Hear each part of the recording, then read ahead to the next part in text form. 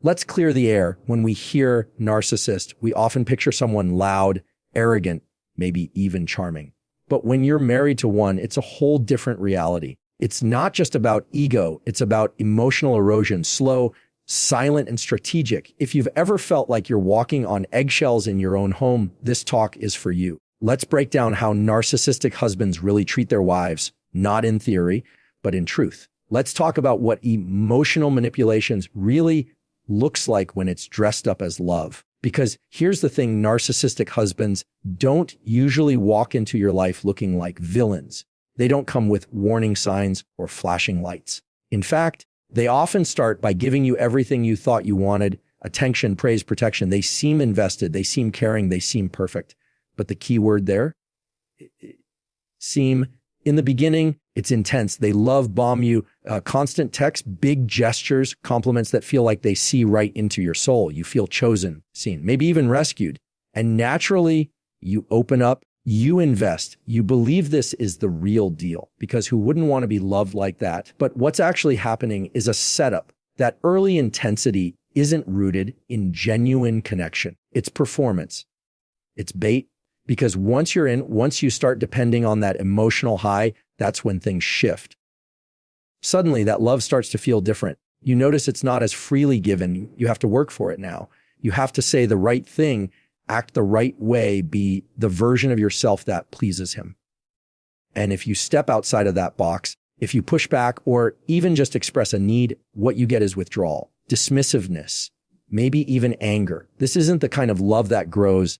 This is the kind that's held over your head like a reward, or worse, a weapon. And that's how emotional manipulation starts to take root, quietly, but powerfully. It tells you that love is something you earn by staying small, agreeable, and accommodating. You'll hear phrases like, "I do everything for you," or "No one else would put up with you like I do." He might say it with a laugh or wrapped in a joke, but the message lands just the same.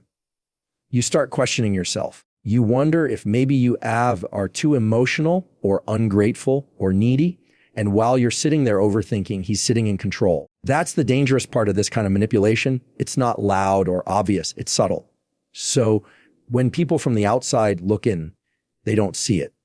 They see a man who brings you flowers, who smiles for the camera, who talks about how much he loves his wife. But you're the one who feels the shift when the door closes. You're the one who knows there's a price for every compliment, a condition behind every kind gesture. And when you try to talk about it, when you bring it up, he flips it. Suddenly you're the problem. You're overanalyzing. You're too sensitive. He tells you he's just trying to help, just trying to love you. And if you can't see that, then maybe you're the one who's broken. Now you're caught in this loop, trying harder, giving more, just to get back to that version of him you met at the beginning, the version who adored you, who said you were everything he ever wanted. But that version doesn't really exist anymore. Maybe he never did. That's the cycle. That's how emotional manipulation works under the mask of love. It's not about connection. It's about control. And the longer you're in it, the harder it is to see it for what it is. Because you're not just dealing with cruelty. You're dealing with confusion. You're grieving a relationship that never quite existed the way you thought it did. And that grief is real. That hope you held on to, that maybe if you just communicated better or loved harder or were a little less reactive, maybe then he'd go back to who he used to be. That's what keeps you stuck. That's what keeps you silent. But let me tell you something. Clearly, love does not require shrinking. It does not demand silence. Real love shows up consistently. It doesn't keep you guessing. It doesn't turn your heart into a negotiation. So if you're in a relationship where affection feels like a prize you have to win back every day, know that what you're experiencing isn't love. It's emotional manipulation. And manipulation wrapped in "I love you" is still manipulation. Gaslighting doesn't always start with shouting. It often starts with a soft tone and a twisted sentence. Something like, "That's not what happened," or "You're remembering it wrong, Bass." And at first, you might second guess yourself just a little. You might think, maybe I did misunderstand, maybe I did overact. But the thing is, this doesn't happen once or twice. It happens over and over until you begin to trust his version of reality more than your own. That's the power of gaslighting. it doesn't just confuse you. It conditions you. You stop bringing things up. You stop challenging what doesn't sit right. Because every time you do, you're met with denial, deflection, or mockery. You're told you're too sensitive, too dramatic, too emotional. So eventually, to survive the relationship, you learn to silence yourself. You trade your voice for temporary peace.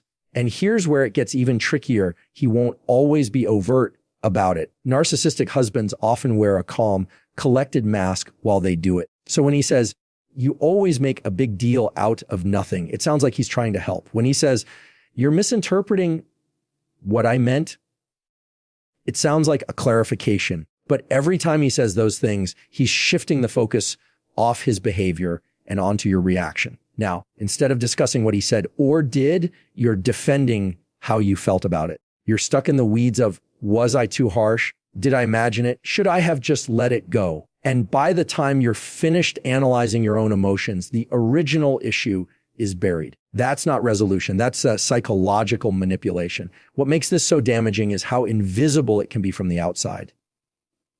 Other people might think he's charming, reasonable, maybe even emotionally intelligent. They don't see the emotional landmines you're walking through at home. They don't hear the tone he uses behind closed doors or how he says the exact right thing to make you feel crazy, but never anything so obvious that someone else could call him out on it. It's subtle and it's intentional. He'll rewrite history in real time. You'll recall a conversation clearly, words that stuck with you, moments that left you shaken, and he'll flat out deny it.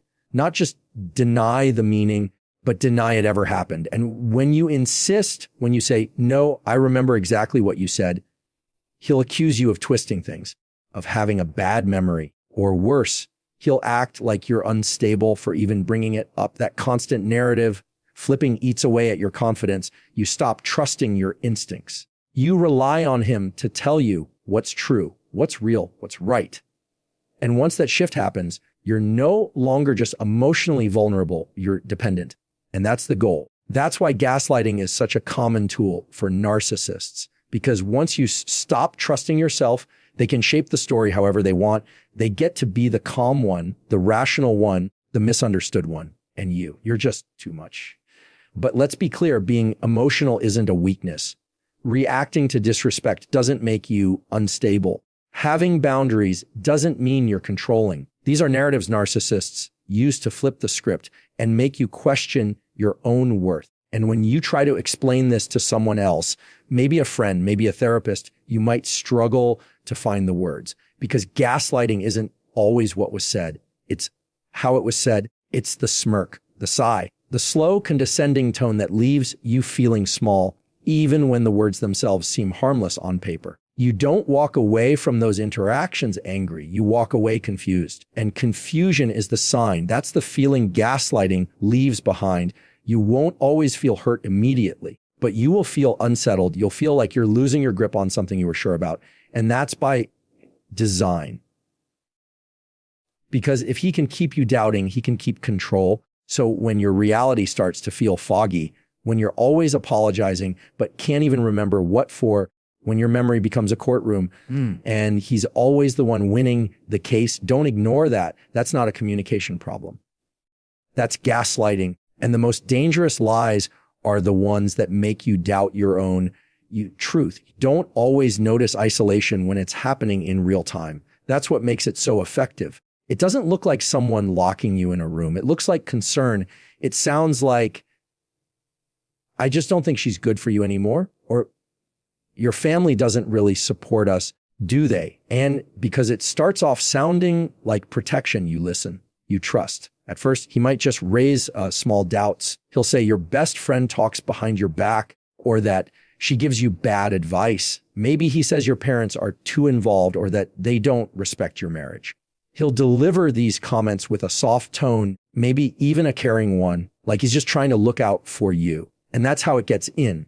Because when someone says they love you, you naturally want to believe that what they're saying is for your good.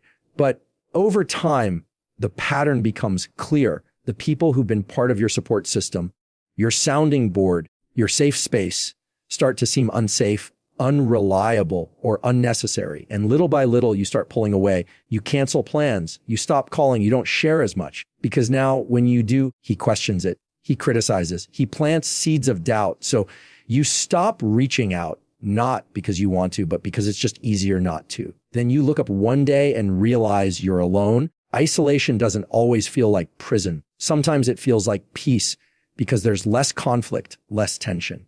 But that peace is manufactured.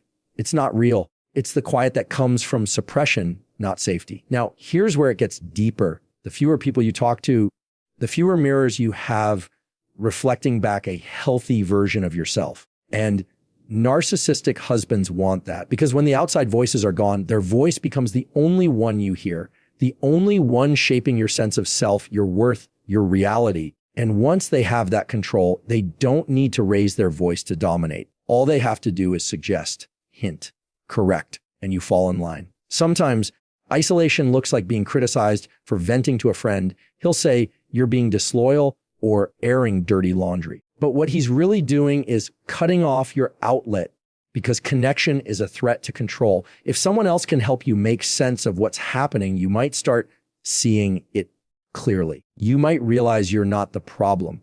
And that's dangerous to someone who needs power to survive. You might hear things like, I'm all you need.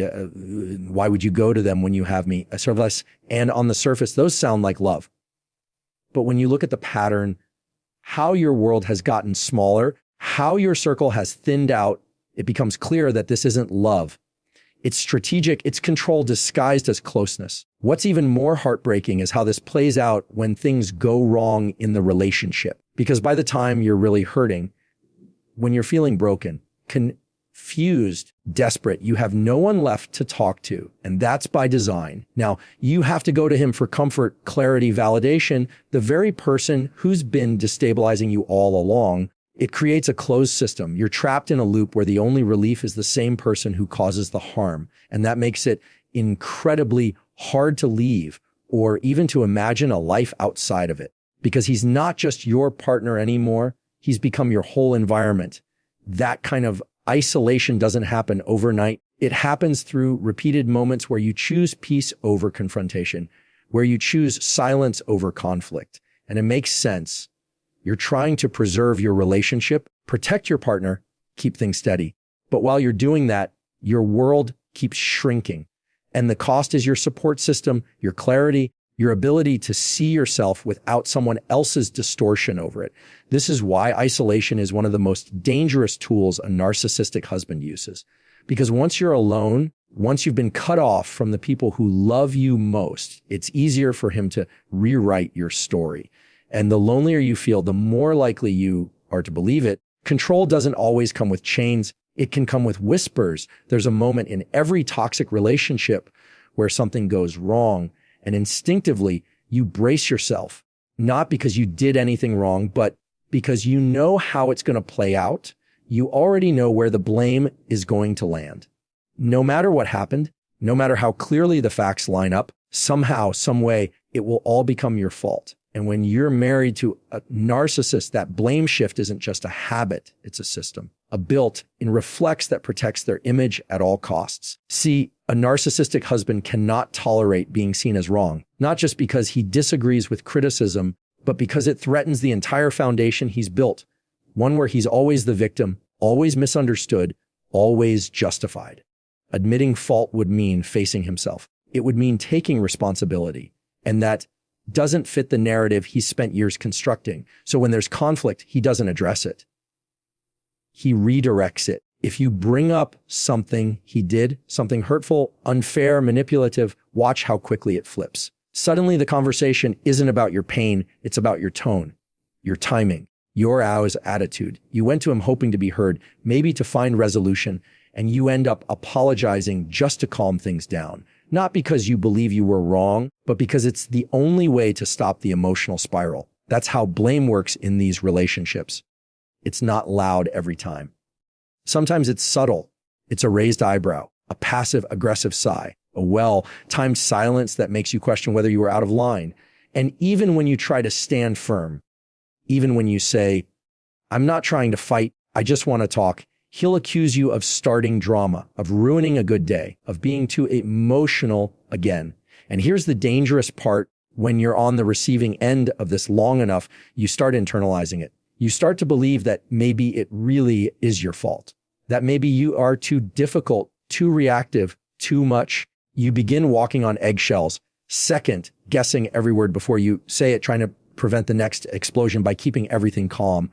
But that calm isn't peace. It's self-erasure. And no relationship should cost you. He might even take it a step further. If you get emotional, especially if you cry or shut down, he'll use it against you, call you unstable, immature, irrational, not because your emotions are actually out of control, but because your feelings disrupt the version of himself he wants to protect. He needs you to be wrong so he can stay right. That's not partnership. That's control.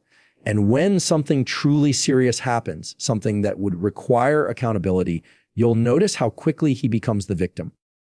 Suddenly, he's stressed. He's overworked. He's been trying so hard and you just don't see it. He'll bring up his sacrifices, his struggles, his stress, anything to steer the attention away from what he did and back onto what you didn't do. So the cycle continues. You bring up a problem and it becomes your problem.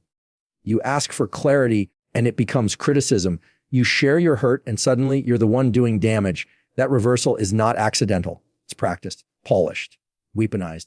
Now, here's the part that's especially confusing. He doesn't always do this with anger. Sometimes he'll do it with sadness or with silence. He'll shut down emotionally and say, I just can't deal with this right now, and leave you standing in the aftermath.